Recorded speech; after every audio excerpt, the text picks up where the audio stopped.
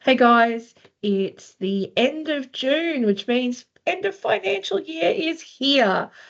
Oh, it was a big year, 2024, but looking forward to a great 2025 financial year across all the states. And what's really topical at the moment is, I suppose, the different behaviours of regulators across the different states in terms of waste levy. I've just come back from Tasmania, where we've been talking about the learnings that Tassie can take from other states. They're 2 years into a new waste levy framework and now looking to see what 4 and 5 year might look like reviewing Queensland. So when we think about early stages of waste levy implementation, the things we notice is that we're a little unclear on operational guidance because we might lack written guidelines. Sometimes our compliance outcomes can be a little inconsistent based on region, depending on priorities of the officers in those regions and how they interpret the regulation.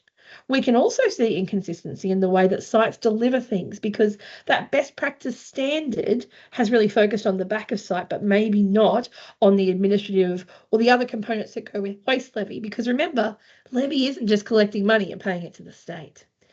As our levy frameworks mature, and let's consider New South Wales and Victoria, we move into a model where we have those basic guidelines, we have documents, we have web portals where we can access things, and our routines of how do we prepare monthly returns, what things do we have to submit annually, they've improved. But rather, we start to see a real focus on deep dive audits into data, really granular assessment.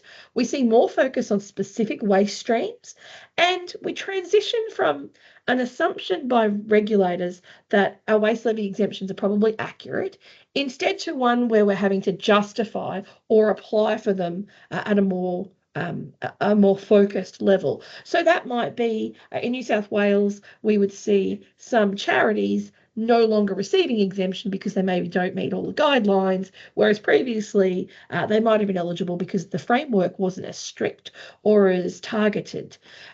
We also see changes to the way the operational purpose material is treated. So that's the material that we use that's waste on site operationally.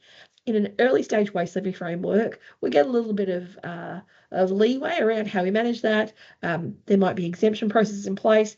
They really toughen up as we get past year 5 and into year 10 and even year 15 of waste levy frameworks. And then, of course, you could have a look at South Australia, who've had some frameworks for quite a long time that are different to some of the other states. And the next level of maturity leads us down a path that really targets community, circular economy outcomes, still a focus on that levy amount, but the levy amount and the administrative burden tends to lessen. So it was really interesting looking into those things. You can read more about it. There's a long form piece on here, but happy 2025 financial year, guys. And don't forget, volumetric surveys are due. It's a great time now to give your data its annual cleanup. And if you haven't locked in your annual operational audits or your annual training, get in touch so we can slot you into the schedule. We're already filling up fast for the first half of the year before Christmas. We'd love to add more sites into the new financial year and come and visit you shortly. Cheers.